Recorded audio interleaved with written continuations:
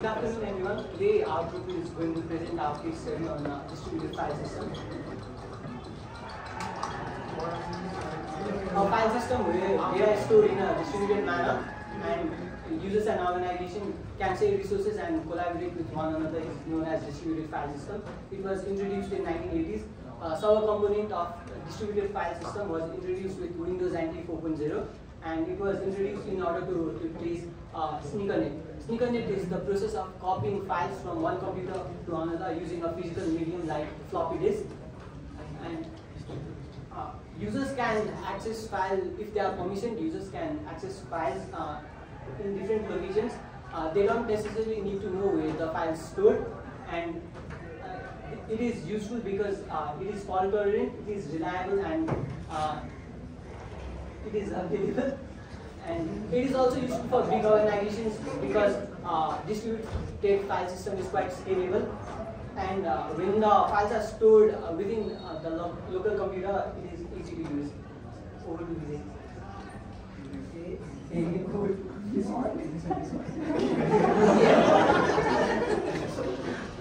Namaste everyone, I am Jwagal, and today I will continue with the implementation of DFS. Implementation of DFS includes several steps. It can from selecting the DFS technology, architecture, and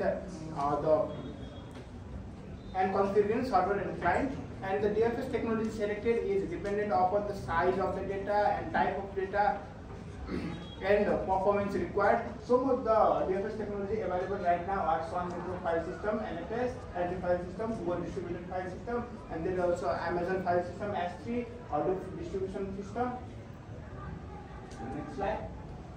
When DFS consists of three components, there is different way to define a DFS component.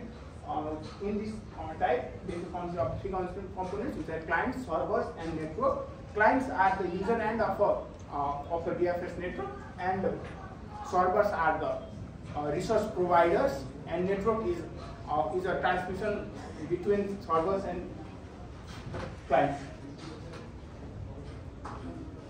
And as we can see, client as case which moves through communication network, and server also as case for statistics with clients. Architecture of DFS and their client service architecture. There is also cloud for cloud storage as well as local storage.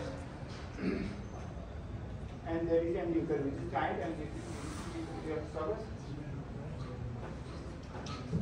And as I said, DFS components can be defined in various ways. And in another way, we can define DFS components in namespace, replication, access control, and management. Namespace, think of namespace like boxes with a name, and the similar types of data is stored in the box. And yesterday we learned about, in previous class we learned about naming services with similar namespace. And replication, just before that also thought about replication, cache, and insert. Replication ensures fault tolerance, improves data availability, and replicating file service. Access control, which restricts the users and clients based on the access provided by server, and management. Management is a centralized tool for monitoring and managing DFS implementation. And for continuing the slide, I will begin. For real world example, we have taken Iseva as a real world example. We have seen Iseva's use case, and we have monitored what they have done as a to use distributed file system. First of all, in DFS, in traditional Iseva account, we had seen that they are a single system, whereas they distributed in multiple branches. In DFS, is using various infrastructures, education, industries, as well as government sector. In education, we are currently using Google file system like Drive and other uses of Google. This is an example of distributed file system. Whereas in education and in government also use the Hadoop distributed file system, where a large amount of data is stored and propagated to multiple nodes. Similarly, in various Iseva accounts, we have seen a distributed file system, and we have used Iseva as a use case example. So, what the distributed file system does that traditional distributed file system has not been able to do is it improves data availability. In several nodes, there will be access to data so that the fault tolerance will be available. where if one node is incapable of performing certain tasks, then data availability will be there. Similarly, NAND scalability. So once DFS is implemented, it is very easy to scale in multiple structures. Similarly, there will be proper reliability, and like I said, fault tolerance will be there. So we should not be dependent upon single node for our execution of application. Similarly, improved performance, same thing goes on to, as it will be in the distributed system, there will be much more high performance than in traditional system.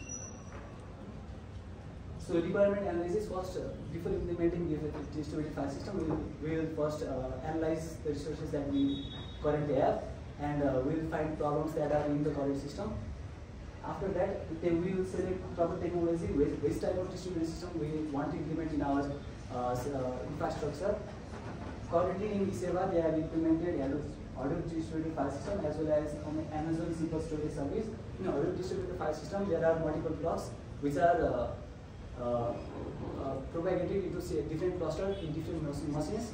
Similarly, in Amazon storage service, there are blocks as well as there are also various containers which are in those blocks. Similarly, those Hadoop distributed file system and S3 are scalable, fault tolerant, and they are very easy to use. And we implement the model of pay as you go in Amazon SQL storage service. It also can be implemented in Amazon Lambda, where various functions are available where we can implement the code. Similarly, Amazon Glacier also is used by Amazon S3 service. Now further, so in implementation step, we will first configure those distributed file systems, as well as we will test and deploy that file systems in our cloud, and we will continuously monitor those file systems, and we will continuously look the performance of file system, how our distributed system is performing, and how our cost is maintaining. Moving along. Now for further explanation, I will comment.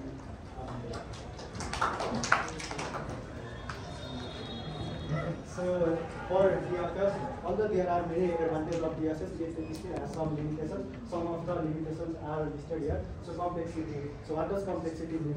The complexity shows that although there are, since there are many nodes in the distributed file system, so it needs to have proper coordination mechanism between them. So it makes the DFS more complex. The network dependency shows that the communication between the nodes need heavy network services. So if in case of network failure, there will be the communication gap between the different nodes. Since it requires different hardware and storage devices which needs to be dedicated to the system, so it needs proper configuration and management. That's why the cost will be high. Data consistency. For data consistency, if more than one client try to access the data at the same time, then it shows that then there will be the problem of overwriting in data. Times.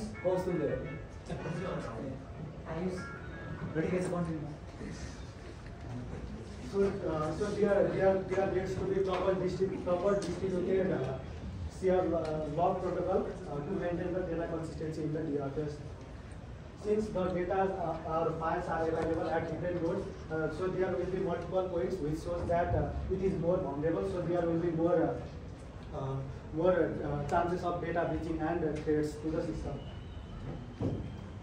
For data replication, it might lose the data consistency while duplicating the data. Next slide. So to summarize our